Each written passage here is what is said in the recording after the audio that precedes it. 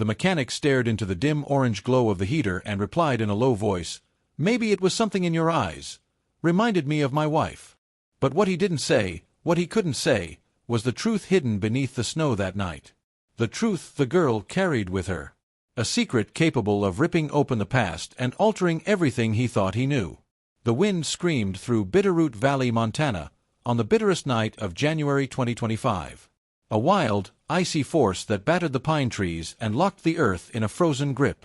In a sagging garage at the valley's edge, a mechanic hunched over his workbench. His calloused fingers fought to free an engine block rusted tight. The air stank of fuel and old metal. A space heater in the corner sputtered, casting a faint glow that barely fought off the cold bleeding through the thin walls. He was 42, worn down by time. 6 years had passed since leukemia claimed his wife. His 10-year-old son lay asleep in the back room, and every day was a quiet battle just to keep the lights on and food in the fridge. Then came a noise. Barely audible at first, a light scraping, like claws dragging across steel. He paused, brushing cold sweat from his brow despite the chill, assuming it was just the wind. But it came again, sharper this time. Purposeful. Like someone pleading through the storm. Grabbing a flashlight and, for caution's sake, a wrench, he slid the garage door open. The wind slammed into him, slicing through his coat like a blade. 2 figures stood before him, teenage girls, silhouettes against the chaos of the storm. Their faces were pale, haunting. Eyes locked on his, motionless and unblinking. Snow clung to their thin, tattered jackets. A worn duffel bag sat between them, leaking a scarf and a cracked thermos onto the frozen ground. They shook from the cold, lips tinged blue, but their stares rooted him in place.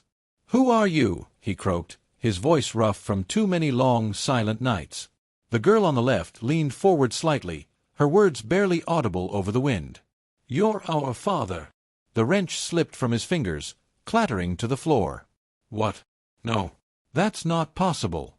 Go home." "We don't have a home," the other girl said. Her voice was flat, edged with something deeper, something broken. "You're all that's left." His thoughts scrambled. He had only ever fathered one child, his son. And since his wife's death, he hadn't been with anyone. These girls couldn't be his. Their claim was absurd. Cruel even. But the cold pressed harder, and the sight of them trembling in the wind struck something reluctant in him. "Fine," he muttered, stepping aside. "Get in." They stepped over the threshold, snow melting into dirty puddles on the oil-stained concrete. A sleepy voice called from the back of the garage. "Dad." "Who's here?" "Back to bed," he snapped, but the boy had already padded closer, rubbing his eyes, trying to see who the strangers were. The girls stayed quiet, their presence eerie. They settled onto a frayed old couch near the heater. He handed them steaming mugs of strong coffee, brewed with silent hesitation. Their story came out in fragments, jagged edges of a life gone sideways. Raised in an isolated wilderness compound in Idaho by a mother who died of pneumonia 3 months ago. Before she passed, she left behind a letter, written in fading ink, naming him as their father. No birth certificates. No photos. Just her words, and the girl's long journey across frozen states to find the man she named. "When we couldn't ride, we walked," the more open one said, staring into her coffee. "Some days we caught buses. Other times we hitched. But she told us, if anything ever happened, find you." He leaned against the bench, arms crossed tightly. "I don't know your mother. I've never met her. You've got the wrong guy." The quiet one reached into their bag and pulled out a weathered Polaroid. She slid it across the bench. He picked it up. There he was, young, early 20s, grinning in some cheap bar, his arm around a woman with wild auburn hair and a crooked, playful smile. A memory stirred. Missoula, 2009. A hazy weekend. A woman who disappeared before the sun rose. Long before his marriage. Long before his son. His stomach turned. "Doesn't prove anything," he said, tossing the photo down. "Could be anyone. Why come now? What are you trying to get?" "Nothing," the first girl whispered. "Just nowhere else to go." His son, still hovering nearby, spoke up again, more awake now. "Are they staying?" He didn't answer. That old photo buzzed in his brain like a hornet. The cheekbones. That familiar spark in their eyes. It scratched at something buried. Who were these girls? And what had their mother taken to the grave? There were questions neither of them dared ask aloud. Chief among them, if he was truly their father, why had their mother kept him in the dark all these years? Why leave him out of their lives entirely? One night, he found the quieter girl alone in the garage, crouched near a lantern's flickering light. She was bent over a worn notebook, lost in thought. The moment she noticed him, she slammed it shut. But he had already caught a glimpse, scribbled words and a sketch of two figures in silhouette, hands clasped tightly. "What were you writing?" he asked, his tone harder than intended. "Nothing important," she replied quickly, voice tight with discomfort. "Thoughts," he pressed. "About me. About her." Her lips thinned to a hard line. "You wouldn't get it." "Try me," he snapped, the tension finally breaking. "You two show up out of nowhere calling me your dad, but you're keeping something from me. What's the truth here?" She stood abruptly, her voice a whisper laced with heat. "Truth is, she didn't want you around. Said you'd destroy everything. But she was wrong. You're the only one who can stop it now." "Stop what?" he demanded, but she was already gone, slipping back into the shadows, leaving his words to echo unanswered. By mid-February, the first crack in their fragile new life appeared. A rusted pickup growled up the drive, and out stepped a man, tall, wiry, a scar running across his brow like a blade's memory. His smile was all threat, his eyes cold and hungry. "I've come for the girls," he said smoothly. "They're mine. They don't belong here." The mechanic stepped between him and the door. "They're safe here. They made their choice." The man laughed, low and cruel. "You, a broke-down grease monkey with a dead wife and a busted heart? Their mother never meant for you to raise them. I've got rights. Paperwork. You hand them over, or I'll come back and take them." Doubt scraped at the mechanic's gut. Then the softer girl stepped out behind him, voice strong. "He's lying. He's not our family. He's worse than a stranger." The man's face twitched, fury leaking through the cracks.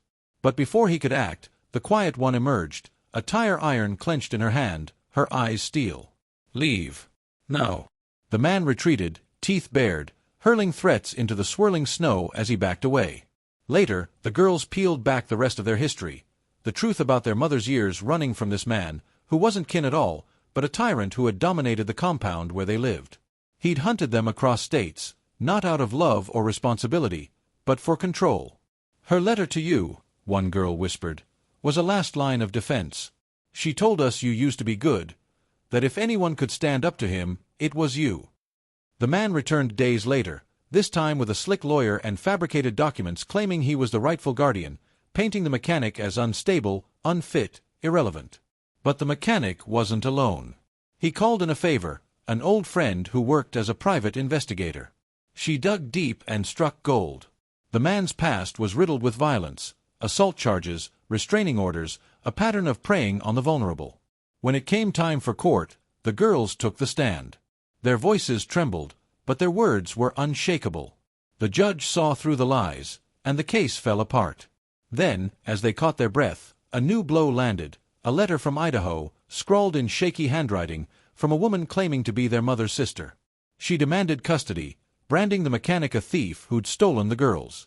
But the investigator dug again. The woman wasn't family at all.